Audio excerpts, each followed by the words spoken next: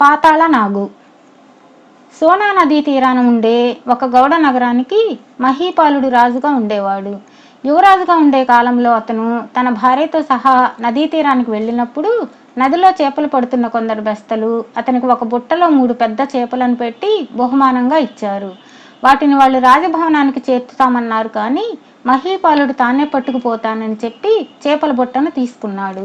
తరువాత అతను తన భార్యతో సహా కొండను చుట్టి నగరానికి వస్తూ కొండ ఏటవాలులో ఒక పెద్ద బండరాతి పైన కూర్చుని తనకు బెస్తలు బహుకరించిన చేపలను పరీక్షించసాగాడు. అవి నదిలో సాధారణంగా దొరికే చేపల కన్నా పెద్దవి, మేలుజాతివి. మహీపాలుడి భార్య చేపలను ఆశ్చర్యంగా చూస్తూ ఆ మధ్యలో ఆ పురుగేమిటి అన్నది కొంచెం భయపడుతూ. బుట్టలో 3 చేపలు గాక ఒక పురుగు కూడా ఉన్నది. అది నల్లగాను వికారంగాను ఉండి 5-6 అంగుళాల నిడివి ఉన్నది. దాని కళ్ళు తీక్షణంగా ఉన్నాయి. తోక మెలికలు తిరిగిపోతున్నది. చిచి, అదేదో విషపు పురుగు, అవతల పారేయండి అన్నది మహీపాలుడి భార్య. మహీపాలుడు ఆ పురుగును తోకపట్టి ఎత్తి సమీపంలోనే ఉన్న పాడుబావిలో పడేశాడు. కొద్దిసేపటి తర్వాత భార్యాభర్తలు ఇంటికి వెళ్ళిపోయారు. ఇది జరిగిన కొంతకాలానికే మగధ రాజ్యానికి అంగరాజ్యానికి మధ్య యుద్ధం జరిగింది. మహీపాలుడు తన తండ్రి వెంట మగధ తరపున యుద్ధానికి వెళ్ళాడు. యుద్ధంలో మగధకు విజయం లభించింది. మహీపాలుడి తండ్రి మరణించాడు. మహీపాలుడు తన నగరానికి తిరిగి వస్తూ తన రాజ్యంలో కళాకాంతులు లేకపోవడం గమనించాడు. నగరం వెలుపల పొలాలు పాడై ఉన్నాయి.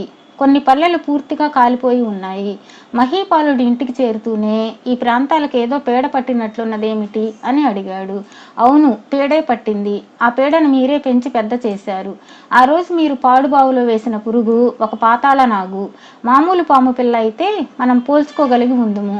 ఆ పాతాళ నాగు అంత చిన్నపిల్లగా బెస్తవాళ్ల బుట్టలోకి ఎలా వచ్చిందో తెలియదు.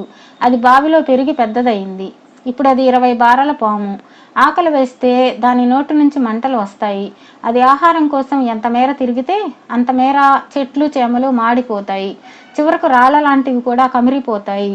ఈ పాతాళ నాగు మనుషులను జంతువులను మింగడం లేదు. అంతవరకు కొంత మేలే. అది పాలు తాగుతుందని మన ప్రజలు కనిపెట్టి రోజు 4 గంగాళాల పాలు తీసుకుపోయి కొండ కింద ఉంచుతున్నారు. అది ప్రతి ఉదయము వచ్చి ఆ పాలు తాగి నదికి తిరిగి వెళ్ళి నది మధ్యగా ఉండే రాతికి చుట్టుకొని పడుకుంటుంది. పాతాళలోకానికి తిరిగిపోయే మార్గం దానికి తెలియదులాగుంది అన్నది మహీపాలుడి భార్య. పాతాళ నాగులు వేల కొద్దీ సంవత్సరాలు బతుకుతాయంటారు. ఈ నాగును చంపకపోతే ప్రమాదమే. ఈ పాముకే రోజు 4 గంగాళాల పాలు పోసి మన ప్రజలు ఏం తాగుతారు, పిల్లలకేం పోస్తారు అన్నాడు మహీపాలుడు.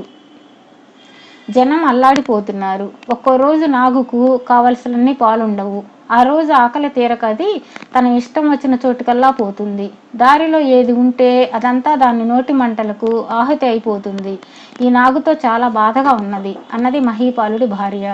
దీన్ని నేను ఎలాగైనా చంపి తీరుతాను అంటూ అతను ఒడ్డుకు వెళ్ళి నీటి మధ్యగా పొడుచుకు వచ్చే గండశిలను 9 సార్లు చుట్టి నిగనిగలాడుతూ మెరుస్తున్న నల్లటి శరీరం గల నాగును చూశాడు.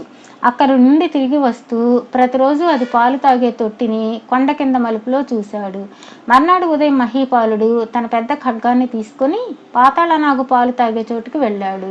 అది తొట్టిలోకి తల లోతుగా దూర్చి పాలు తాగేస్తున్నది. దాని మిగతా శరీరం బయటనే ఉన్నది. అదే మంచి అవకాశం అనుకుని మహీపాలుడు గబగబా దాన్ని సమీపించి తన చేతగల ఖడ్గంతో దాని శరీరాన్ని 2గా నరికేశాడు. ఆ దెబ్బతో తలగల భాగం కూడా బయటపడిపోయింది. నాగు ఇక చచ్చిపోయిందిలే అనుకున్నాడు మహీపాలుడు. దాని శరీరపు ఖండాలు 2 గిలగిలా తన్నుకోవటం అతడు చూశాడు.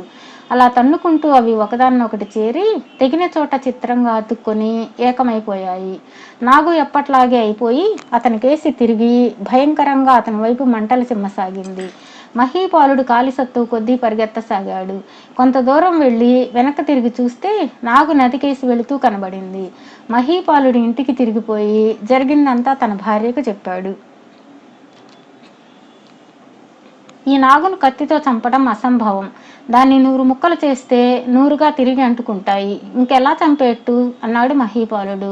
గౌడ నగరంలో గొప్ప జ్ఞాని అని పేరు పడిన ఒక వృద్ధుడు ఉన్నాడు. ఎటువంటి గడ్డు సమస్య అయినా ఆ వృద్ధుడు ఉపాయాలు చెప్పేవాడు. మహీపాలుడు తన భార్య సలహాపై ఆ వృద్ధుడిని రాజభవనానికి పిలిపించి తగిన గౌరవ మర్యాదలు చేసి పాతాళనాగు సమస్య వివరంగా చెప్పాడు. వృద్ధుడు కాసేపు కళ్ళు మూసి ఆలోచించి, రాజా, పాతాళ నాగును జయించాలంటే దానితో నువ్వు నీటిలోనే పోరాడాలి, మార్గాంతరం లేనే లేదు అన్నాడు. ఈ సలహా మహీపాలుడికి మరీ విడ్డూరంగా కనబడింది. నేల మీద చంపడానికి సాధ్యం కాకుండా ఉన్న నాగు నీళ్లలో తన చేత చస్తుందా? అదిగాక నది బాగా పూటుగా ప్రవహిస్తూ మంచి ఉరవడి మీద ఉన్నది. ఆ నీటిలో నిలబడడమే కష్టం. నాగుతో యుద్ధం చేయడం ఎలాగా? అలాంటి ప్రశ్నలకు వృద్ధుడు సమాధానాలు మాత్రం ఇవ్వలేదు. నాకు తోచినది చెప్పాను, ప్రజలను కాపాడడానికి ఏం చేస్తావో నీ ఇష్టం అని వృద్ధుడు సెలవు పుచ్చుకొని వెళ్ళిపోయాడు.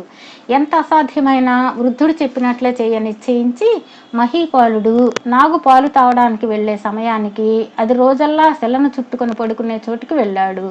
ఆ శిల ఇంచుమించు నది మధ్య భాగంలో ఉన్నది. రాజు నదిలోకి దిగి బలంగా ఉన్న ప్రవాహానికి అడ్డంగా ఈదుతూ ఎలాగైతేనేం శిలను చేరుకుని దాని మీదకెక్కి ఖడ్గం చేతపట్టి సర్వసిద్ధంగా నిలబడ్డాడు. కొంతసేపటికి నాగు పాలు తాగడం ముగించి తన స్వస్థానానికి తిరిగి వచ్చి తన రాతి మీద ఎవరో నిలబడి ఉండడం చూసింది. అది నీటిలోకి పాకి ఈదుతూ శిలను సమీపించి అతి వేగంగా శిల చుట్టూ తిరగసాగింది. మహీపాలుడు దానికేసి దిగ్భ్రాంతుడై చూడసాగాడు. ఎందుకంటే శిల చుట్టూ పాము శరీరం ఉన్నది. దాని తల ఎక్కడో తోక ఎక్కడో తెలియరావడం లేదు. ఇంతలో అతని కాలికేదో చుట్టుకొని అతన్ని నీటిలోకి బలంగా గుంజసాగింది. అది నాగుపాము తోక. మహీపాలుడు తన వాడి ఖడ్గంతో నాగు తోక భాగాన్ని నరికేశాడు. అది అతని కాలి నుంచి ఊడి నీటిలో పడి ప్రవాహానికి కొట్టుకుపోయింది.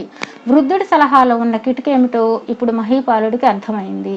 అతనికి నాగు భయం పోయింది. అతను రాతి మీద నుంచి నీటి మట్టానికి దిగివచ్చి నాగు శరీరాన్ని అందిన చోటినల్లా నరికి ఖండాలుగా చేశాడు. ఒక్కొక్క ఖండము నీటి వెంబడి కొట్టుకుపోతుంటే అతనికి పరమానందం కలిగింది. ఈ ఖండాలు ఎప్పటికీ కలుసుకోలేవు.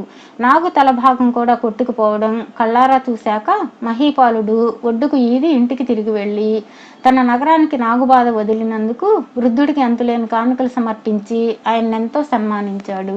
అయితే ఒక్క విషయం రాజు గ్రహించలేదు. వృద్ధుడు పాతాళ నాగు కూడా గొప్ప సహాయం చేశాడు. పాతాళ నాగులకు చావు లేదు.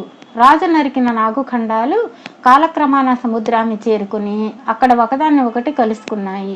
అక్కడ కొందరు నాగులు ఈ కొత్త నాగును చూసి తమవాడేనని గుర్తించి తమ లోకానికి తీసుకుని వెళ్ళిపోయారు.